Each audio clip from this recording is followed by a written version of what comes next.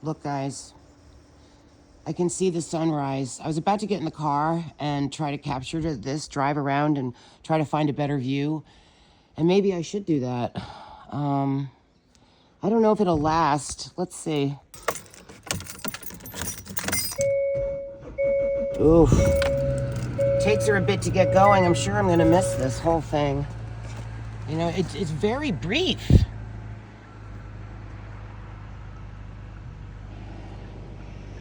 Give the girl. I mean, it's going to be amazing. It actually looks better in real life.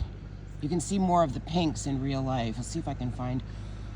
Oh God, it's cold. It's so cold. Also, it takes this car forever to warm up, and I don't even have the proper gloves. Well, I got to this far. Sorry about that beeping. That's pretty cool. So it's worth it. At least this spot. Now, if I drove across the bridge, sorry about the beeping, guys. Hold on. Okay, I just want to point out that normally in the summertime, the sunrise is way over here. Way over here. In about there. In the summer, spring, summer, and fall, it's over here. So it's moved way over there. Or I changed timelines. Well, I drove down the hill a bit. This is a very pretty view as well. Look, ooh, a pretty little street lamp glowing. Ah, so cold, guys. This is one of the coldest days of the year. I think it's below 0. Solo Dande asked me if I ever go check out the sunrises, and I hadn't. It was just too cold, and really there have been a lot of gray mornings, but this one, we finally got a beautiful morning. So we're lucky. Yay! I'm happy I was able to capture it for you guys.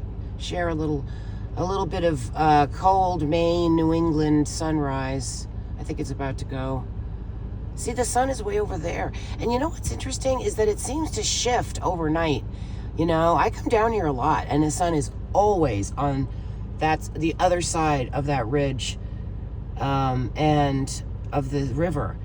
And it's never over here. It's actually, I don't recall it ever being way, way, way over here. It's weird. That's why I feel like we have shifted timelines. I know I have been shifting timelines for years. And you can do it slowly, gently.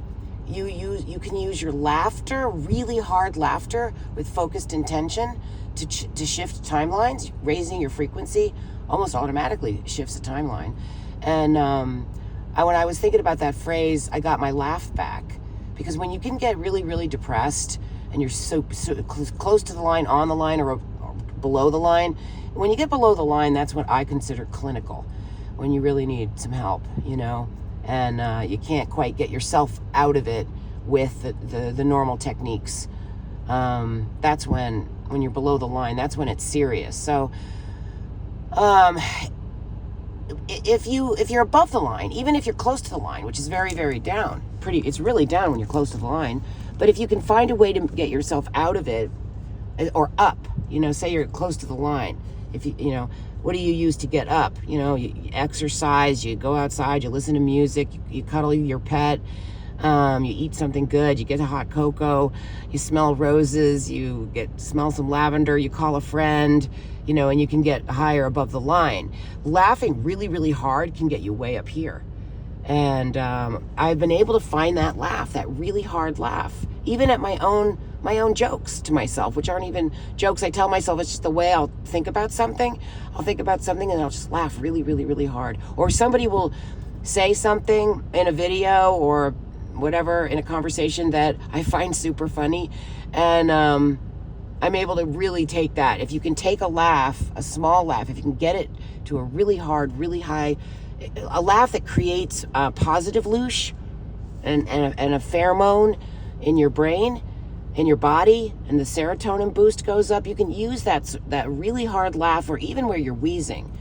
That's the kind of energy that you can actually shift your own frequency, heal things in your body, shift and change timelines. And if you're thinking about how you want your life to be, or what your goals are every second of every day, at least in the background, while you're thinking about other things. You know, you can spend time spending on your goals. Then you got to get your life done, so you spend time thinking about all these things that you may or may not want to think about, but have to think about.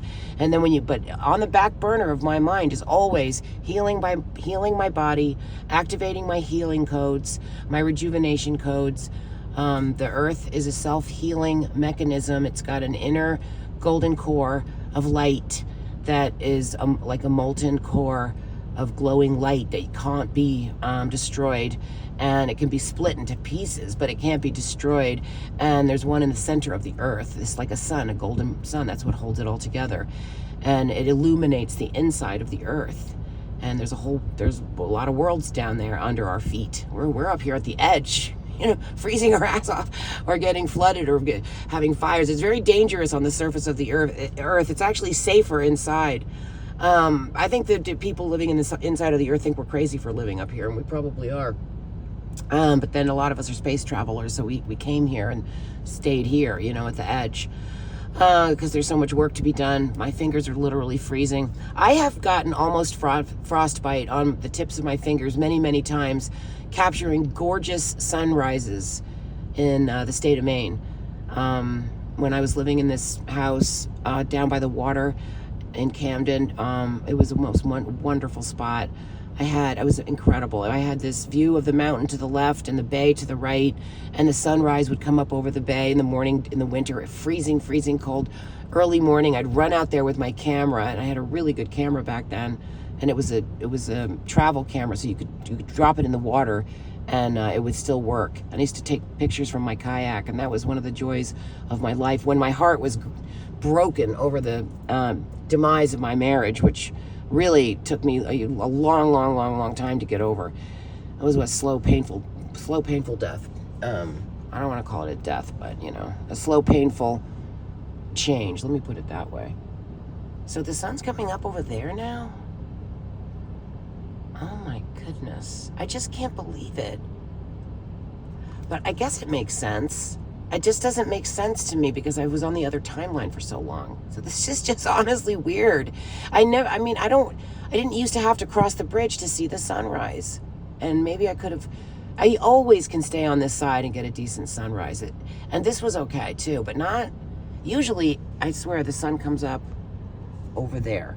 It comes up way over there. This is very weird. Okay, look, as I bring this video to a close, that's pretty cool. You can see the sun is coming up over there. Look at that, right next to that that hill. Now, what hill is that? I don't think it's Blue Hill, because the sunrise is in the east and Blue Hill is north. But it looks like a hill, isn't it? So that's probably one of these mountains, you know? That's quite the nice little sight there. Makes me want to go home and do a painting. And I'm doing a lot of crochet right now. I've got a whole bunch of... I finally finished the new hat and wristies. I got to show you guys. Gosh, it just did this cool burst. Now it looks better in the camera. So, you know, I could have done a live, but the thing is that when you do a live stream on YouTube, it opens up your tech to violations. People can come in, meaning you're violated. People can get into your computer somehow. And I have to do another video about the fact that StreamYard is again charging me 4 times in a month. 4 times, $34.99 times 4. And I don't even use it. And the only reason I haven't canceled it is because they said I wouldn't be able to keep any of the streams that I had, that I paid for already, which I don't think is fair. So I'd have to download all that, and that's a lot. That's a lot of, maybe I should do it somehow on my new computer. But it seems like it would take up a lot of space, and I don't even really know how to do it. I have to go figure it out. So, well, have a good morning, guys. It's morning. It's a freezing cold morning in Maine. It's one of the coldest mornings we've had. My house I'm turning on the heaters with the electric heat, which is very expensive. I hate to do it, but it's one of those days where it's just so cold. You know, you kind of have to. I already shut down all the pipes upstairs, but even my bathrooms downstairs are not really, neither shower is really working right now. So, and before I had kept maintained my upstairs shower, but then we drained that apartment just because I didn't want to pay the heat up there. But you still need to heat the house to some degree, an old Victorian house like that. You can't let it go cold because the plaster walls will break. It just needs the heat. It's just better if you let it be heated. So I leave the hallway heat on, which is a heat pump, and I let it it blows up, and it goes sort of, I'm hoping it'll, swish around and fill the apartments up there. But we still drained everything, and there's a lot more to be done. All right, guys, I love you. Thanks for watching. Hope you can sub me up. I'm trying to get back to 4,800, which I did achieve, and then it's really tough on YouTube. But this is my sunrise. I hope you guys I can share this sunrise with you.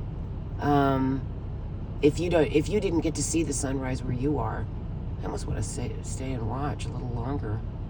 Maybe I'll make another shorter video, but I was going to end this at 10:48. But here we are, cleansing as we breathe, objecting to bullshit, repeating the phrase, all children are safe, happy, and healthy on this planet, repeat until true, powerful energy beings. Oh, this was my other thought. You know how I wrote that thing about the laugh gasm? And I've often had this idea that I was part of a team of laugh busters who came to bring up the vibration by laughing and finding ways to laugh. And it's really hard to laugh sometimes on this planet. Sometimes it's hard to laugh. So when you can still find something to laugh at, and not a mocking laugh, but a genuine laugh. If somebody can genuinely make you laugh, it's like a special gift to have a laugh. To share a laugh is a special gift. It's a wonderful present you can give each other or yourself. I can make myself laugh by myself. My sister and I used to play this game called Make You Laugh, which I will teach to my grandson. It was this funny game where we just, all through our childhood, make you laugh. You would just try to make each other laugh. And a genuine laugh. It was fun.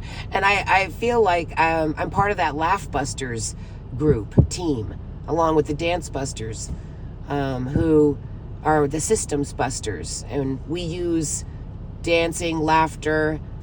It's hard for me to say joy, because I don't always feel joy, but I can bust out a laugh or create a laughgasm, even when I'm in a generally moderately depressed or, unhappy or something, or stressed, or, muttering in my misery about something, where I can get trapped in these negative thoughts or negative cyclical patterning, or, that bring up the negative emotions. So to break free of negative thinking, which is actually highly addicting, to break free of negative thinking, you have to find ways to break free and to kick the habit, right?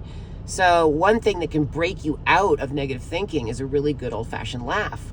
And then when you learn that laughter is a magical power and a scientific, it produces actual hormones and pheromones in your body. It literally affects your body and your pineal gland and your brain and your heart. And if you get a belly laugh, it'll go all the way down to your belly. And then the activation of the laughgasm, I'm going to call it a laughgasm, okay? It goes all the way down to your belly. That's why you want the belly laugh. And that's what my grandfather said. I want to die with a belly laugh. And he understood about the laughter on a certain level. He wasn't a comedian or anything, but he would smile, and he did find a way to kind of laugh or chuckle. He was an older man when my memories were of my good memories of him. And but he did say that. He said he wanted to go out of this world with a belly laugh. And that is actually the best way to go out. That is the perfect premier way to leave this planet, would be a belly laugh, wouldn't it? And I think I could actually bring that myself, to have a belly laugh at that magical moment where we make our passing, which is a big deathgasm, by the way, guys. The deathgasm is when your soul has this humongous orgasm. There's a lot to why we're here and what we're addicted to. All right, I'm going to end this at 4:48. Love you guys. Big kiss. Thank you. Wonderful morning. Love you.